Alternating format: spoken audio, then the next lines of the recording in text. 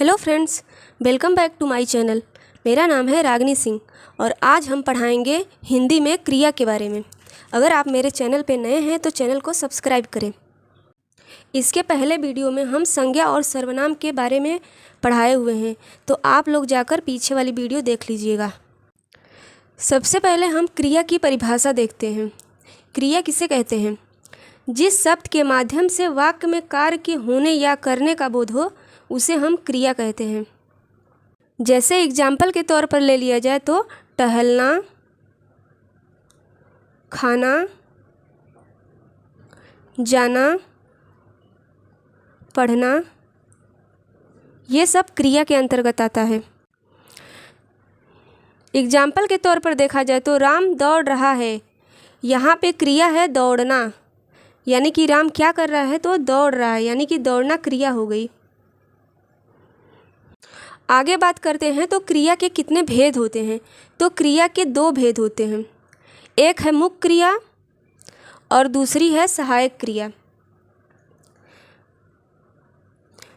मुख्य क्रिया के अंतर्गत आता है अकर्मक और सकर्मक क्रिया।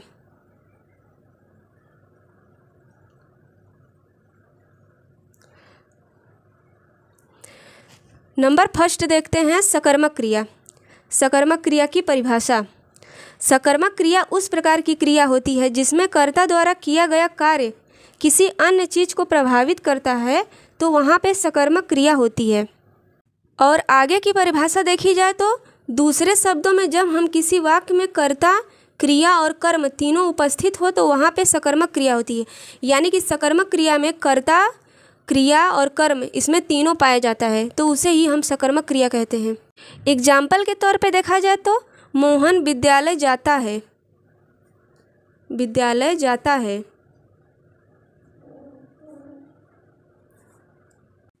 यानी कि मोहन जब विद्यालय जाता है तो इसमें जाना जो है वो क्रिया है और विद्यालय जो है कर्म है, यानी कि इसमें क्रिया और कर्म दोनों पाया जाता है, इसीलिए यह सकर्मक क्रिया है। दूसरा एग्जाम्पल देखा जाए तो वह पढ़ता है।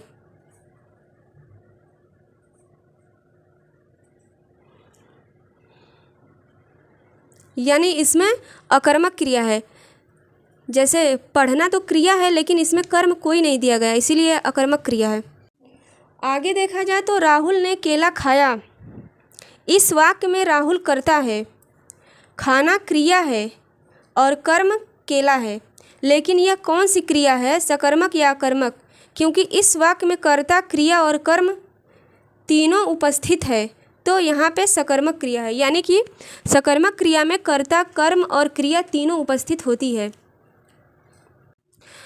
सचिन फुटबॉल मैच खेलता है। इसमें सचिन जो है कर्ता है और खेलना जो है वो क्रिया है। और अगर हम क्वेश्चन करके पूछेंगे कि सचिन क्या खेलता है, तो सचिन फुटबॉल मैच खेलता है। इसमें कर्म जो है ये फुटबॉल मैच है। बच्चे ने खिलौने तोड़ दिए। बच्चे जो है कर्ता है और तोड़ना जो है क्रिया है, और कर्म की बात की जाए तो खिलौना है। यानी कि यहाँ बच्चा क्या तोड़ता है, यानी जब कर्म का पता लगाना हो तो हम क्या से क्वेश्चन करेंगे। अगर क्या का आंसर मिल गया तो वो सकर्मक क्रिया है। अगला एग्जाम्पल है वह साइकिल से स्कूल जाता है। यानी वह जो है कर्ता है और जाना जो है क्रिया है, और किससे जाता है, यानी कि साइकिल से जाता है। यानी कि क्वेश्चन का आंसर मिल गया तो ये सकर्मक क्रिया है। और दूसरी जो क्रिया है वो अकर्मक क्रिया है। अकर्मक क्रिया की परिभाषा है दूसरे शब्दों में जैसे नाम से ही पता चल रहा है अकर्मक, यानी कि मतलब कर्म उपस्थित नहीं है। यानी कि अकर्मक मतलब होता है रहित, यानी कि इसमें कर्म जो है उपस्थित नहीं है। जब किसी वाक्य में कर्ता हो और क्रिया भी हो लेकिन कर्म ना हो तो वहाँ पे अकर्मक क्रिया होती है। जैसे बच्चे रोते हैं, यानी कि बच्चे किसे रोते हैं, यानी इनमें कोई भी कर्म नहीं है। यहाँ पे साफ पता चल रहा है कि बच्चे रोते हैं। अगर हम क्या का क्वेश्चन करेंगे तो बच्चे क्या रोते हैं, इसमें कोई आंसर नहीं मिल रहा है, इसीलिए ये अकर्मक क्रिया है। अकर्मक क्रिया के कुछ उदाहरण दिए गए हैं। वह बहुत तेज दौड़ता है, यानी कि वह बहुत तेज दौड़ता है। वह क्या दौड़ता है, यानी इसमें कोई आंसर नहीं मिल रहा है, इसीलिए ये अकर्मक क्रिया है। वह दिन भर गाता है, वह दिन भर गाता है, क्या गाता है, यानी इसमें आंसर नहीं मिल रहा है, तो ये अकर्मक क्रिया। रमेश पढ़ता है, पढ़ना क्रिया है और ये करता है, यानी कि इसमें कर्म नहीं है। अगर यहीं पर दिया रहता है रमेश पुस्तक पढ़ता है तो यहाँ पर कर्म पुस्तक हो जाती। आकाश दिन भर खेलता है, आकाश दिन भर खेलता है, क्या खेलता है, तो यहाँ पे भी आंसर नहीं मिल रहा है, तो ये अकर्मक क्रिया है। अगर यही बात की जाए आकाश दिन भर फुटबॉल मैच खेलता है तो यहाँ पर फुटबॉल मैच जो हो जाता वो कर्म हो जाता।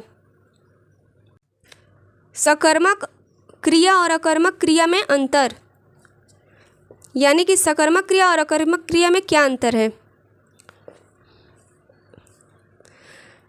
सकर्मक क्रिया में इसमें कर्ता, क्रिया और कर्म तीनों उपस्थित होता है, तो उसे हम सकर्मक क्रिया कहते हैं।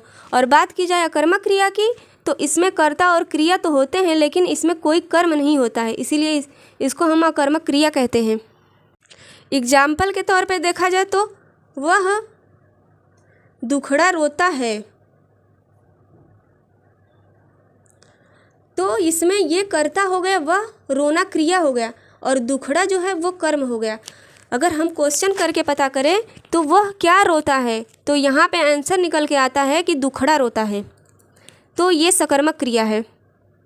और अकर्मक क्रिया का एग्जाम्पल देखा जाए तो वह रोता है, तो इसमें वह जो है वो करता है, रोना क्रिया है और यहाँ पे कोई कर्म नहीं दिया है, इसीलिए अकर्मक क्रिया है। और दूसरा एग्जाम्पल देखा जाए तो श्याम हंसता है, श्याम हंसता है, यानी कि श्याम क्या हंसता है, यहाँ पे भी आंसर नहीं मिल रहा है, इसीलिए अकर्मक क्रिया है। और यहीं श्याम मूर्खता पर हंसता है,